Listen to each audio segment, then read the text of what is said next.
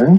But of course, I think, it is a new technology that's being trialed here in Florida, and I believe that, they definitely are going to have, mitigation strategies in case they do detect any of those. I gotta put the windows down so I don't got no AC. What?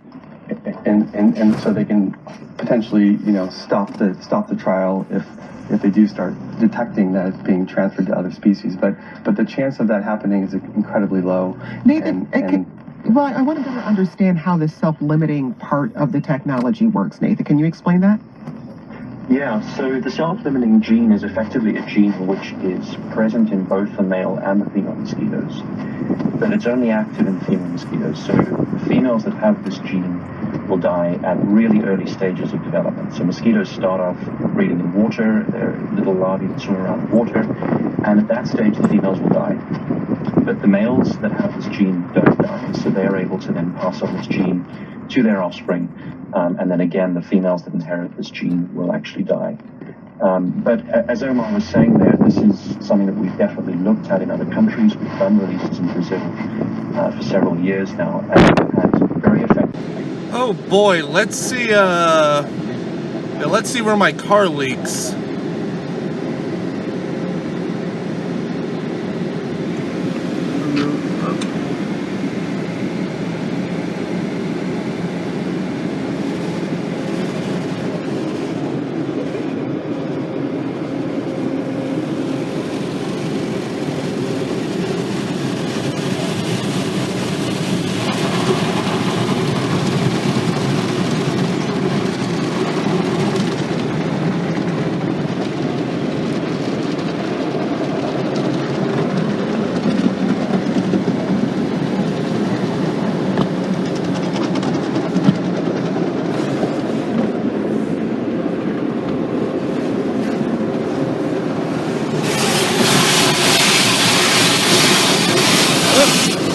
One right there.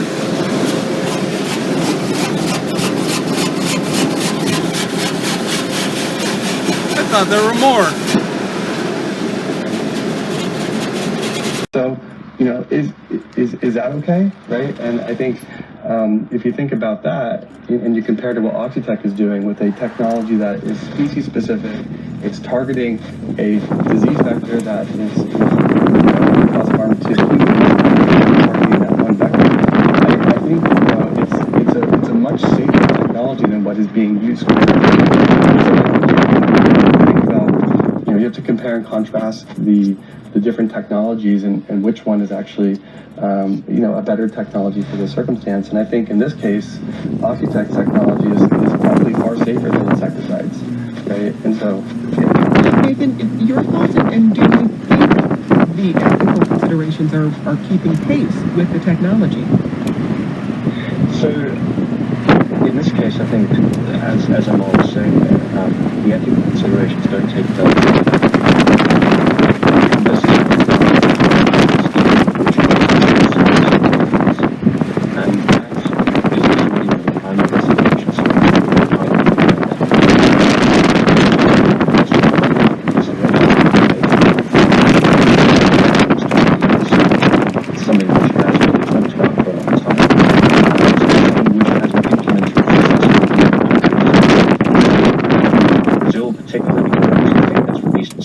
Probably over 1 billion mosquitoes to date. And in Brazil, there is extremely strong public support because of the effectiveness of this technology and actually protecting citizens from the diseases which are endemic there. So again, I would just sort of try and step back and look at the broader ethical picture. What are we talking about? It's a single invasive species against a context of substantial disease risk. And I think that's really where this analysis needs to lie. Very briefly, we've got about a minute left. Omar, where do you think this technology will go next? Right. Oxitec is developing this technology in a number of different insects, right? So I think we'll start seeing potentially more use of this technology, assuming everything happens, there's no unintended consequences, which we don't expect to happen. In Florida, I think we'll start seeing, more releases in different locations, but also, also in different species of. So that's definitely something that we are focused on. as a company in the future. That's Nathan Rose, the head of regulatory affairs at Oxitec. That's the biotech firm developing the genetically modified mosquitoes being released in Florida this month. That's the Aedes aegypti mosquito. Also with us, Omar Akbari, a molecular biologist at the UC San Diego. Thanks to you both. Remember, we have a text club. We'll only ever send you one text a day. It's the fastest way to connect with us. Details about how to sign up can be found in the Ask 1A tab at the1a.org. Today's producer is Andy Williams with help from Gabby Healy and Chris Castano. This program comes to you from WAMU, part of American University in Washington, distributed by NPR. I'm Jen White. Thanks for listening. Let's talk again tomorrow. This is 1A.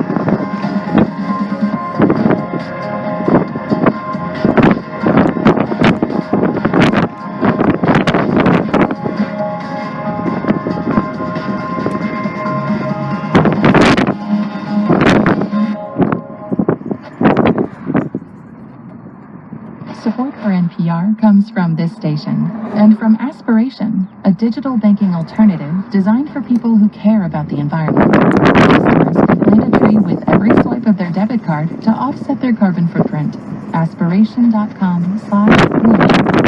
From Target, a privacy company committed to simple. Used by tens of millions, they offer private search and tracker blocking with one download. DuckDuckGo. Privacy.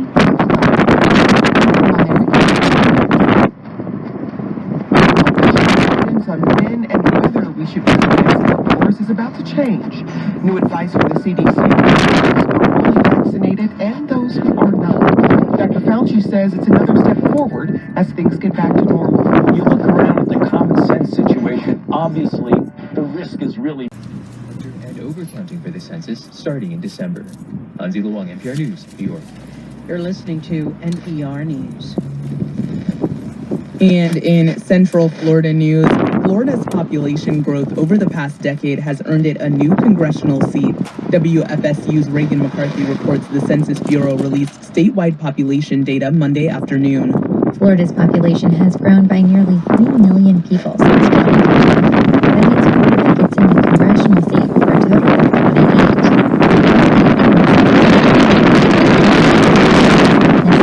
28. Age is expected to be released to the state by September. The agency announced it would miss its April deadline to distribute that information because of delays caused by the coronavirus pandemic. Lawmakers need that state and congressional district seats. In a memo sent to Florida lawmakers, Senate President Wilton Simpson said that process is required to take place during the 2022 legislative session. He says he believes lawmakers will be on time despite the delay. I'm Reagan McCarthy.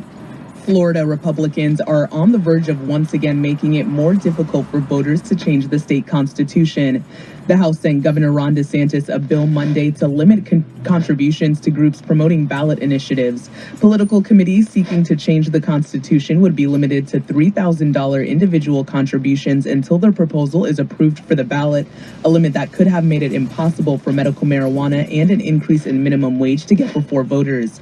It passed on a 75-40 vote. You're listening to WMFE News. You can find more Central Florida news at WMFE.org. Support for NPR comes from NPR stations. Other contributors include Constant Contact, committed to helping small businesses do more business with email marketing and other services, whether it's online, offline, or somewhere in between. Learn more at ConstantContact.com. On the next Fresh Air, Stephen Colbert talks about how the Trump administration, the pandemic, and now the Biden administration have changed his comedy, his show, and his life. His previous appearance on our show was just before Trump was elected. We'll pick it up from there. Join us.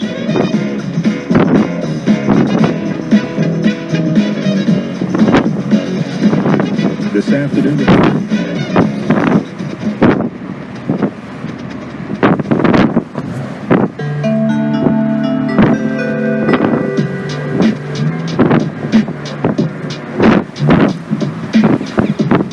I'm Nancy Solomon from the WNYC Newsroom in for Tanzina Vega all week. This is the takeaway. In recent weeks, we've seen a number of springtime surges of COVID-19 in states across the U.S., from my home base of New Jersey all the way to Oregon. But unlike with other surges, there's been a key difference. As states have prioritized vaccinating those 65 and older, there's been a dramatic decrease in the number of hospitalizations among that population. And at the same time, we're now seeing more and more younger people, those in their 20s, 30s, and 40s, hospitalized, many of whom only became eligible for vaccines recently. In Michigan, one of the country's current hotspots, hospitals are admitting more young people than at any other point in the pandemic, twice the rate they saw last fall, according to the Michigan Health and Hospital Association. And though new infections and even hospitalizations are starting to slow in Michigan and elsewhere, what do these recent spring surges tell us about the trajectory of the pandemic in the U.S.? Let's talk about it. We're joined now by Apurva Mandavili, science reporter for the New York Times. Apurva, always good to have you with us. Always a pleasure to be here. And we also have Emily Martin, Associate Professor of Epidemiology at the University of Michigan. Emily, welcome back to the show. Thanks for having me. And let's start with you, Emily. We have a lot to get through, but let's start with Michigan.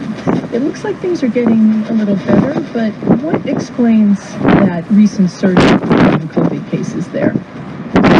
Yeah, well, things are definitely looking like they're slowing down and maybe even beginning to decline. What we've really seen is a combination of more movement and activity around the state, and then, the consequences of having to deal with this more transmissible variant that we have widespread across the state. As we look at the data on travel and activity in our spaces, we're seeing that people are moving around the communities as much as they were even before the pandemic. And so, we really see that show up in our numbers. And is any of this stemming from the hospitals lowering standards? I would imagine if... I still can't believe I drove pizza in this for fucking 3.5 years. This fucking carbureted commuter capsule. God damn. How are things going on around the rest of the country? What a time. I don't regret it though. A more extreme version of something that's going on in a lot of different I already fucking paid my bill for this fucking month for my car. Now it's wanting me to pay another one? God damn.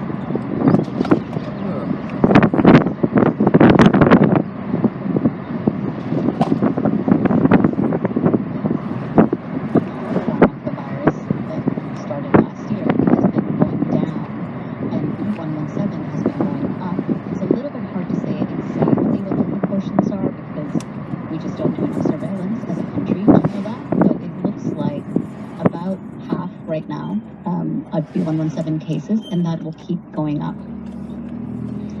Emily, early in the pandemic, we know that certain populations, especially communities of color, were being disproportionately impacted. We see those disparities where, I think we're most concerned, which is hospitalizations. We definitely see severe disease impacting communities of color more strongly than we would like, for sure. And so, with that kind of comes a responsibility to try to make sure that we're getting vaccination widely accessible to all communities, because I don't think that that's going to go away. Even if we see shifts in the age demographic, even if we see shifts in the general trajectory of the pandemic, we're still going to be concerned about this disproportionate severity. And Apurva, in states led by Republicans and Democrats, like Texas on the Republican side, Connecticut on the Democratic side, we've seen a rollback of pandemic-related restrictions. What do we know about how that's affecting case counts in those states? You picked two very different examples, so this actually gives us a little bit of insight into what works or maybe doesn't work. Connecticut's numbers are on the downswing. They're 25% down from 14 days ago, and hospitalizations are also down. The rollback of restrictions in Connecticut has been different than Texas. Bars are closed, for example. Masks are mandatory, and they have a curfew. And Connecticut also has really high numbers of people vaccinated. Half of the population in Connecticut has had at least one dose, and 36% have been fully vaccinated. Texas is a little bit different. Texas, we're seeing a small decrease in cases, but hospitalizations are steady, and their vaccination numbers are a little bit lower. They've only seen about a third of their population has had at least one dose, and some counties within Texas are showing big increases. So we also know that southern states show a spike later in the summer, so I wouldn't quite conclude yet that Texas is out of the woods. I think a lot will depend on the next few weeks. I think it was probably predicted. There was quite a lot of talk just as the vaccines were, being rolled out, that we were going to encounter problems with messaging around public health messaging around those who have been vaccinated versus those who have not. Apoorva, how is that playing out in these states where we're seeing surges? Is it? Are we giving double messages, and is that causing problems? I think it is causing some problems. As you know, we were trying to see messages from the CDC, for example, saying that people who are vaccinated can get together with another unvaccinated family